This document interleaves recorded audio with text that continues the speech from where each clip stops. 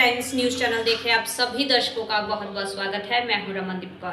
इस वक्त की बड़ी खबर आ रही है प्रयागराज से। क्या है पूरा मामला, देखने के लिए बने रहिए हमारे साथ। संगम नगरी प्रयागराज में एक वीडियो सोशल मीडिया पर तेजी से वायरल हो रहा है, जिसमें बताया जा रहा है कि शनिवार को मेजा तहसील क्षेत्र में सामुदायिक स्वास्थ्य केंद्र की आशा बहुओं ने अपनी विभिन्न मांगों को लेकर सीएमओ कार्यालय पहुंची। इस दौरान वायरल वीडियो में आशा बहुओं के ऊपर गाड़ी चढ़ाने की बात कही जा रही है, जो ये जांच का विषय है कि इस वीडियो में कितनी सच्चाई है। प्रयागराज के सीएमओ आशा बहुओं के साथ दुर्व्यवहार का वीडियो वायरल हुआ है। सुनी नहीं फरियाद। मुख्य चिकित्सा अधिकारी डॉक्टर नानक सरन द्वारा आशा बहुओं के साथ किया गया अन्याय शिकायत व अपनी मांगों को लेकर सीएमओ से मिलने पहुंची थी आशा बहू। धक्का देकर ढकेलते हुए आशा बहुओं की नहीं सुनी फरियाद। रुके हुए मानदेय की पीड़ा से आहत होकर सुनाने गई थी फरियाद। वायरल वीडियो में सहकर्मियों ने वीडियो बनाने वाले युवक से जो करना हो कर लो कही बात। रिटायर्ड होने के कुछ दिन पहले ही पेश की अपनी मिसाल। फिर से एक बार सवालों के घेरे में सीएमओ प्रयागराज। कढ़ाई है गाड़ी। क्या कर रहे हैं?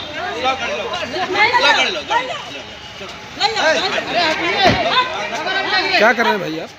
आप क्या कर रहे हैं? वीडियो बना रहे हैं। वीडियो इधर होकर बनाइए ना, साइड थोड़ा हटिए ना, उधर जाइए। वीडियो बनाइए।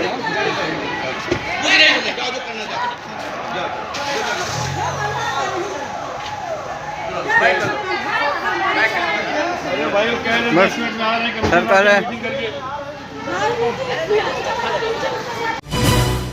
संगम नगरी Prayagraj Allahabad central university hall and hall के छात्रों ने शनिवार देर रात मामूली कहासुनी पर एक कैफे संचालक पर ढाबा बोल दिया। आनंद भवन के सामने स्थित चाय सट्टा बार कैफे संचालक के साथ दर्जनों छात्रों ने जमकर मारपीट की, जिससे उसके चेहरे पर गंभीर चोट आई है। पूरा मामला घटना सीसीटीवी में कैद हो गई है। वहीं पीड़ित कैफे संचालक रजत दुबे की शिकायत पर कर्नलगंज थाने में आरोपियों के खिलाफ मामला दर्ज कर लिया है। 28 छात्रों के खिलाफ कर्नलगंज थाने में मामला दर्ज किया गया है, जिसमें आईपीसी की गंभीर धाराओं में मामला दर्ज किया है। पीड़ित कैफे संचालक का आरोप है मारपीट में उसकी चेन व कहीं गुम हो गई है और गले के रुपए भी छात्र निकाल ले गए हैं। वहीं ऐसे में अब पीड़ित ने मदद की गुहार लगाई है, जहां छात्रों ने दबंगई दिखाई और आप देख सकते हैं सीसीटीवी में घटना कैद हुई और किस तरह से यहां पर वे मारपीट कर रहे हैं, जिसका पूरा मामला घटना सीसीटीवी में कैद हो गई है। वहीं अब पुलिस से पीड़ित ने मदद की गुहार लगाई है। ऐसे में पीड़ित कैफे संचालक रजत दुबे की क्या मांग है, क्या कुछ कहना है इस पूरे मामले पर, हम आपको सुनाते हैं। किस तरह से उसके साथ ये घटना घटी है और किस तरह से ये पूरी वारदात हुई है और किस तरह से उसे गंभीर चोटें आई हैं। ऐसे में क्या कहना है कैफे संचालक का, आइए सुनाते हैं आपको। जी 20-25 लोग आए थे, वो दारू वारू पी रहे थे अपना, और हॉल एंड हॉल का नाम बता रहे थे। दारू शराब पी रहे थे, सिगरेट अंदर पीना चाह रहे थे, वो सब अंदर पीना चाह रहे थे। तो वही सिगरेट पीने के लिए मना किया गया, तो उसमें उन लोग कहे कि हमको रोकोगे, गाली गलौज करने लगे और फिर हम ही कोई मारना शुरू कर दिए। यहाँ से मारते हुए ले गए। अब अकेले कोई दुकान पे था भी नहीं, उस समय दुकान बंद होने का टाइम था, तो सब थे 20-25 लोग, वो मारे हमको। और चैन वैन भी थी मेरी, चैन उन गिर गई, खींच के यहाँ से छीन लिए। बस दुकान के अंदर भी लूटपाट की कोई बात? दुकान के अंदर भी लूट हुई है, गले से खींच रहे, निकाल लेते पैसा। आपने इसको पुलिस कंप्लेंट करी है? जी हो गई है।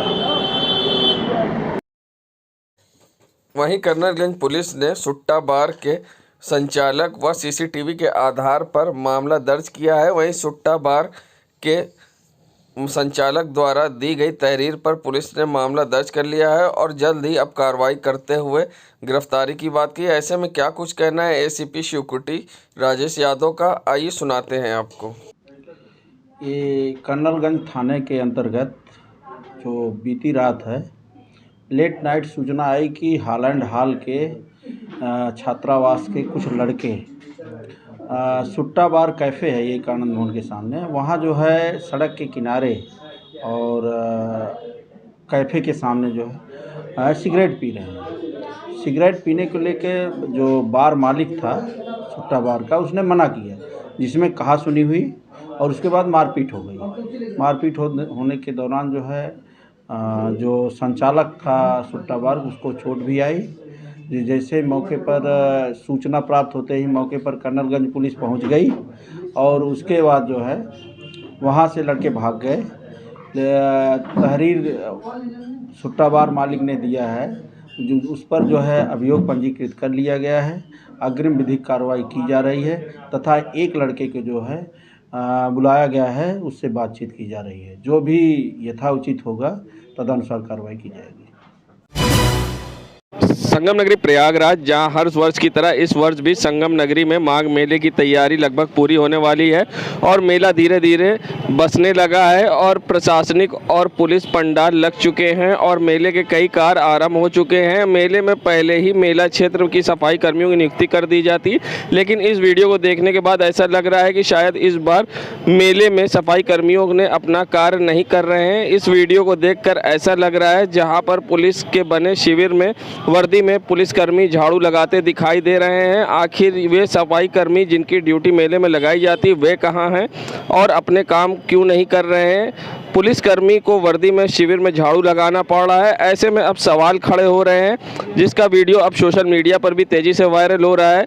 मेला ग्रुप में आए इस वीडियो के बाद अब हर कोई इस पर सवाल खड़ा कर रहा है कि आखिर सफाई कर्मी अपना कार्य क्यों नहीं कर रहे हैं।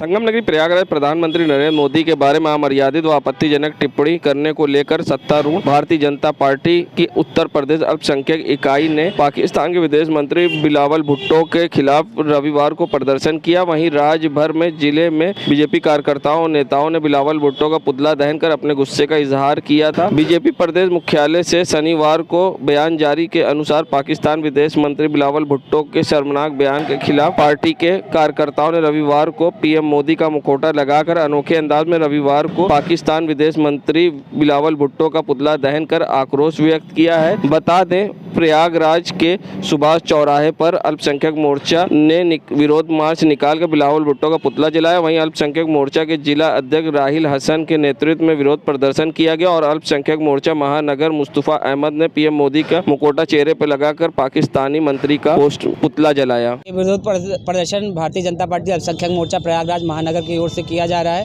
इसमें महानगर के सभी पदाधिकारी और मुस्लिम समाज वर्ग के लोग एकत्रित होकर जिस तरह से बिलावल भुट्टो जो पाकिस्तान के विदेश मंत्री है अमर्यादित भाषा का टिप्पणी का प्रयोग किया हमारे माननीय यशस्वी प्रधानमंत्री नरेंद्र मोदी जी के खिलाफ, इसलिए हम सभी एकत्रित होकर उनका विरोध और मजम्मत करने के लिए यहाँ सुभाष चौराहे पर एकत्रित हुए हैं।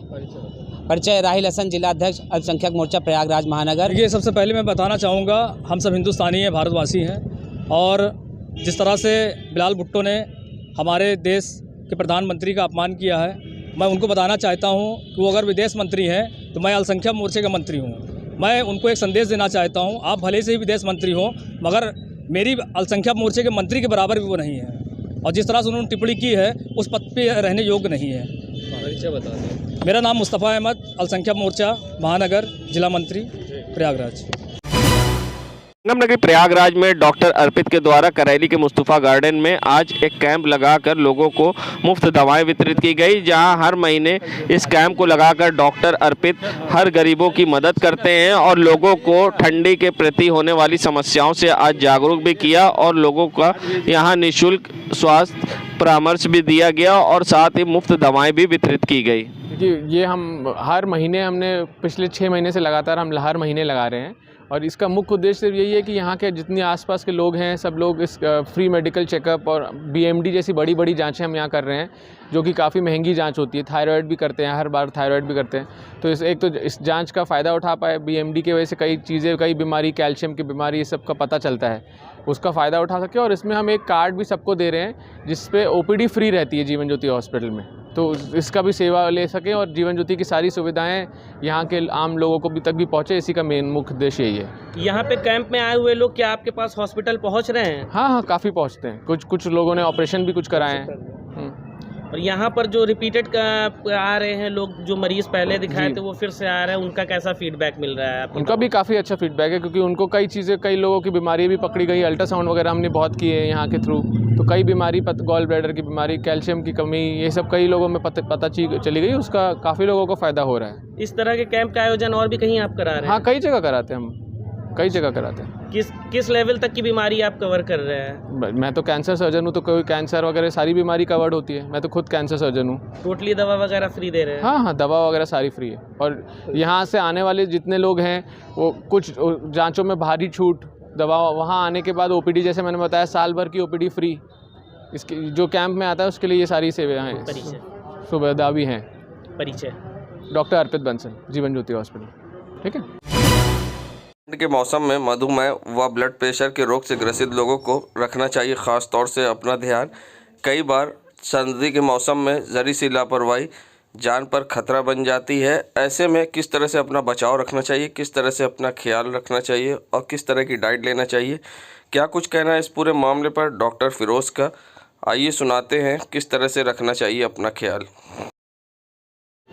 देखिए, इस वक्त अमूमन देखने को मिलता ये है कि जिस तरह हार्ट के पेशेंट हैं, BP के पेशेंट हैं, उनको अपनी दवा रेगुलर लेना चाहिए और प्रातःकाल उठ के मॉर्निंग वॉक से पहले थोड़ा सा वार्म अप करके तब बाहर निकलें, क्योंकि जब हमारा ब्लड प्रेशर हमेशा सुबह के वक्त ज़्यादा तेज़ रहता है, क्योंकि पेशेंट अमूमन दवा जो ब्लड प्रेशर की लेता है, अब देखने को ये मिलता है कि वो सुबह के वक्त लेते हैं, मगर ठंडियों में कोशिश करना चाहिए ब्लड प्रेशर की दवाएं रात में लेना चाहिए, जिससे कि ब्लड प्रेशर सुबह का जो वक्त रहे वहाँ पे मेंटेन होना चाहिए।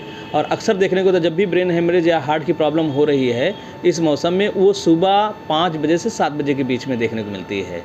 लोग शाम में जैसे निकलते हैं, हवा सर में लगती है और दर्द अचानक होता है, किस तरह की बीमारी, क्या समस्या? देखिए, जब भी बाहर निकलें तो ठंडी के वक्त में कोशिश करके कान को और सर को ढक के रखना चाहिए। कान को और सर को ढक के रखने से आप इस तरह की प्रॉब्लम से अपने आप को बचा सकते हैं। देखिए, जब साइनस अगर किसी को है तब भी इस तरह की चीज़ों का ख्याल रखना पड़ता है, उसमें भी हेडेक बना रहता है। नहीं, ब्रेन हेमरेज का खतरा तो तब रहता है जब आपका ब्लड प्रेशर एक बारगी शूट कर जाए, हाई हो जाए, या फिर आपका शुगर लेवल हाई हो जाए। इसके बचाव के उपाय क्या हैं, किस तरह की सब बीमारी में डाइट लेनी चाहिए? देखिए, डाइट का ख्याल तो ये रखना है, जैसे जिस तरह की बीमारी हो, ब्लड प्रेशर है तो नमक का ख्याल रखना है, या हार्ड है तो ऑयली चीज़ों का ख्याल रखना है। इस तरह से हम लोग अपने चीज़ों डाइट को मेंटेन रखना चाहिए।